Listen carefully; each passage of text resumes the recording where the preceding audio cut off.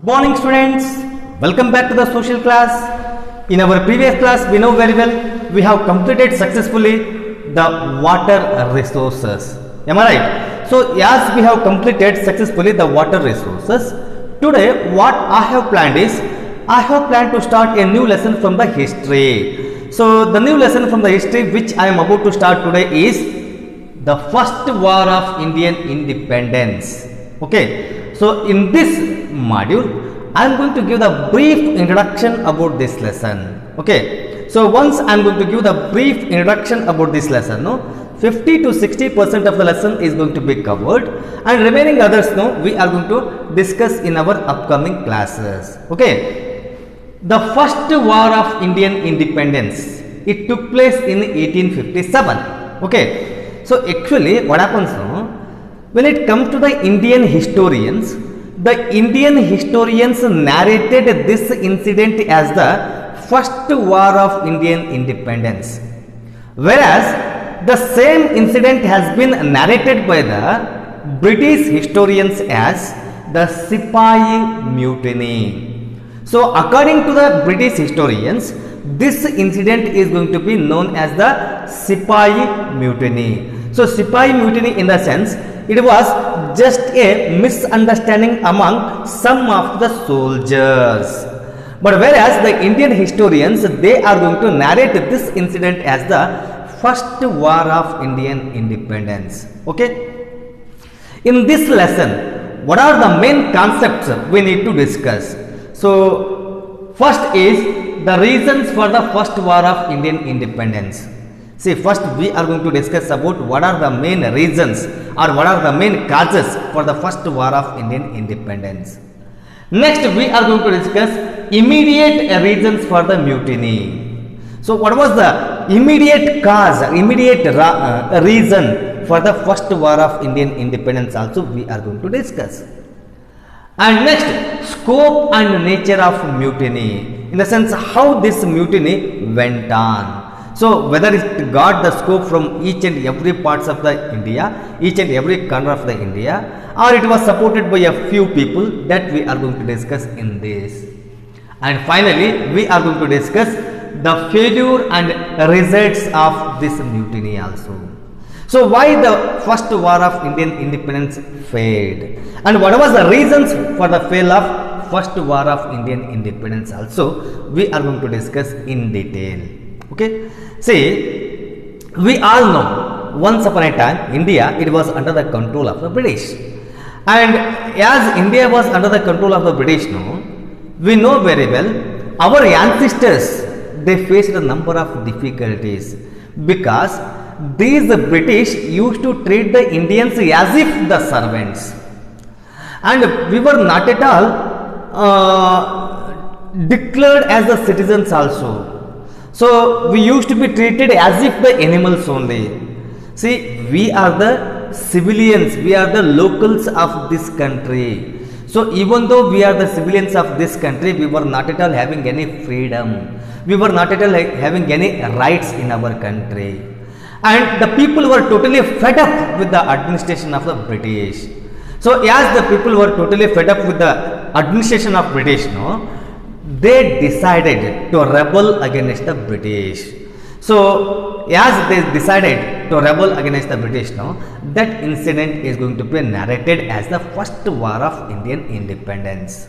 Okay, so for this first war of Indian independence, some of the reasons are there. See, without any reason, there is no question of rebel, there is no question of war. Am I right? So if you take the example of any of the wars which have been taken place in the past or in the history, each and every war, they are having their own reasons, their own causes. So like that only, the first war of Indian independence is also going to have some of the important reasons, some of the important causes.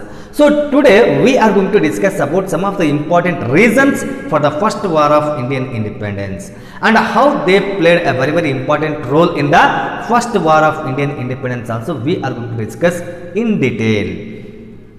First is the political reasons, second is the economic reasons, and fourth is the administrative reasons, and finally we are going to discuss about the military reasons and the immediate reason also we are going to discuss in detail. So when it comes to the political reasons, see, these British, no, they were very, very cunning people.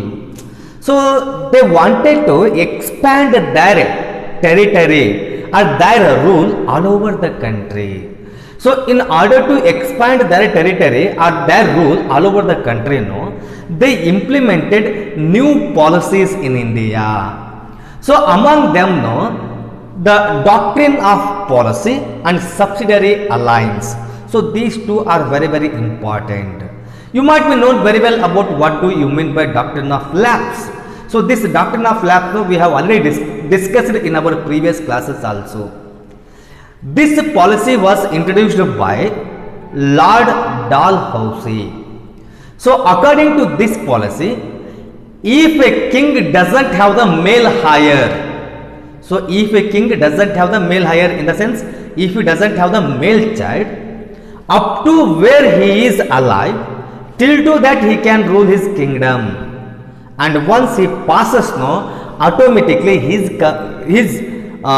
kingdom is going to be merged with the British Empire. In the sense, the king was not allowed to adopt others' son as their children, and they can't become the next ruler also. So this was the cunning idea of the British in order to expand their kingdom. Okay, so doctrine of lapse. So it was introduced by whom? Lord Dalhousie. In the same way, Lord Wellesley introduced the subsidiary alliance. So whoever is going to sign the subsidiary alliance, no, directly or indirectly, once again they are coming under the control of British only. So you know very well about the subsidiary alliance. So subsidiary alliance in the sense, if a local king is going to make the pact or a treaty with the British, he is supposed to accept some of the conditions of the British. So conditions in the sense, the local king is supposed to keep the battalion of British soldiers in his kingdom, or one troop of the British soldiers in his kingdom. And once he is going to keep the British soldiers in his kingdom, no, it is the duty of the local king to give all the basic needs for the soldiers. All the expenses of the soldiers are supposed to be bared by the local king only. And the local king is not supposed to appoint any of the foreigner in his kingdom without the permission of British or the English. And if the local king is ready to accept all these things, then the British were ready to help the local king. And whoever is going to sign this, no, automatically they used to come under the control of British only. So directly or indirectly, the intention of saying this one is, by cunning ideas, British wanted to expand their kingdom, expand their territory. So by this, no, many of the local kings, they lost their kingdom. If you take the example of Rani Lakshmi Bai, Rani Lakshmi Bai was also not having the male heir, and she adopted a child thinking that the British is going to give the permission for her to make the adopted child as the next successor of Jhansi. But you know very well, so it was not happened, and even though Rani Lakshmi Bai did not accepted the British policy, she fought very, very daringly against the British in battlefield. So she tied up her adopted child on her back and she fought till to her death in the battlefield. That you know very well. So with the help of these policies, that is the doctrine of lapse and subsidiary alliance, no, British were able to expand their what? Kingdom. And the kings, those who lost the kingdom, no, they were eagerly waiting to take the revenge against the British. So this was the main reason for the first war of Indian independence. Okay. Next is the economic reasons. See, these economic reasons are also going to play a very, very important role in the first war of Indian independence. During that time only in England, no, the industrial revolution took place. As a result of industrial revolution, no, the number of industries started to increase in England. And as the number of industries increased in England, no, they were manufacturing number of goods and things. And whatever the goods and things they have manufactured, no, in order to sell that one, they were in need of the market.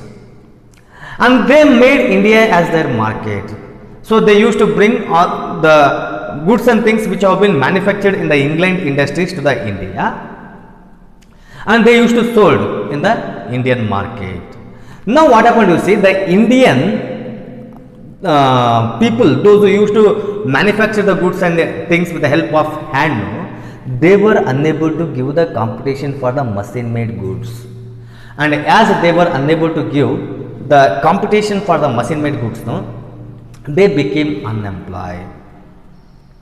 Automatically their income, no, it was totally affected, and it was very difficult for them to lead the life also. You know very well, usually the machine made goods are there, no, the machine made goods are going to have the exact finishing, accurate size, and even everything will be same. But whereas when we are going to manufacture the goods and things with our own hand, it is very difficult for us to manufacture similar goods and things often and often. And as a result, no, many of the people, those who are manufacturing the goods and things in India with the help of hand, no, they lost their job. And it was also the important reason for the first war of Indian independence. Next is the administrative reasons. This is very, very important one. Now you see, administrative reasons in the sense, these British, when they established their power in India, no, they introduced the new laws, and these new laws, whatever they introduced, no, they were not treated equally to everyone. The rules and regulations were not even for everyone. In the sense, the British, those who were there in India, for them the separate rules and regulations were there, and for Indians, they were the separate rules and regulations were there. For example, you say, if a civilian Indian is going to commit a small mistake also, he will be punished very, very severely under the law. But whereas, if the same mistake is going to be committed by the British, he was given excuse. And automatically, the people, those who were there in India, no, the civilians, localians, they frustrated with the administrative system of the British, and they wanted to take the revenge against the British. So it was the next reason for what? First war of Indian independence. And military reasons. So this is also very important for your kind information. The English army was there, no? British army was there, no? More than 70% of the soldiers in the army were Indians only. Even though 70% of the soldiers were Indians, they were not treated equally. Indian soldiers were paid very, very less salary, and whatever the facilities the British soldiers used to get, no, that facilities were not given for the Indian soldiers. And especially the higher ranks in the military, they were meant only for the British. Maybe it is the major, maybe it is the colonel, maybe it is the captain. So these all higher ranks are there, no, they are meant for only the British soldiers. Now the Indian soldier, if he is going to appoint as a soldier, he was supposed to retire as soldier only. There is no question of promotion at all. Then automatically the soldiers, those who are working in the English army, they were also not at all satisfied with the policies of British, and it also became the next reason for the first war of Indian independence. Okay. So after all this, the most important is immediate cause. So what was the immediate cause? It is very, very important for you to understand. Listen carefully. During that time only, British introduced the Royal Enfield gun, rifle, you know. So usually the police will be having the rifles with their hand. You might have seen that one. So the British introduced Royal Enfield rifle. And once they introduced the Royal Enfield, this one, no, yeah, cartridges were there. So cartridges in the sense where we are going to keep the bullets, and in order to load the bullets to the rifle, they were supposed to open the cartridges with the help of teeth. And there was a rumor saying that these cartridges were smeared either by the fat of pig or a fat of cow. Now you see, for in India, cow is holy for the Hindus and pig is totally opposite for the Muslims. Now those who were there in the army, they opposed. They said very clearly, we are not going to make use of what? The cartridges. But British officers, no, they made mandatory, forced, compulsory to make use of that one. So during that time, one of the brave soldier by name Mangal Pandey was there. And when the British officer forced him to make use of this cartridges, no, straight away he rejected. And when he was straight away rejected, the British officer got angry and straight away he kicked on the chest of Mangal Pandey. And when the British officer kicked on the chest of Mangal Pandey lost his patience. And he was having the rifle with him. So usually in the rifle, no, we are going to have one knife also. That knife will be with of poison. He took the same rifle and attacked over the what? Officer. And it became the immediate cause for the first war of Indian independence. Okay. In this module, today we came to know about the first war of Indian independence and what are all the important things we are going to discuss in this chapter, and some of the reasons of the first war of Indian independence also we have discussed. See, next, the immediate reasons for the mutiny, no, that we are going to discuss in the next period. So that also we have discussed already, but once again in detail we are going to have a discussion about that one in the next period. And today's homework, what you need to do is, you have to list out the reasons for the first war of Indian independence. Okay, so till now whatever we have discussed, I hope you might have understood everything, and keeping this in the mind, now I am going to conclude my class here itself. In upcoming class, once again we are going to continue. Thank you.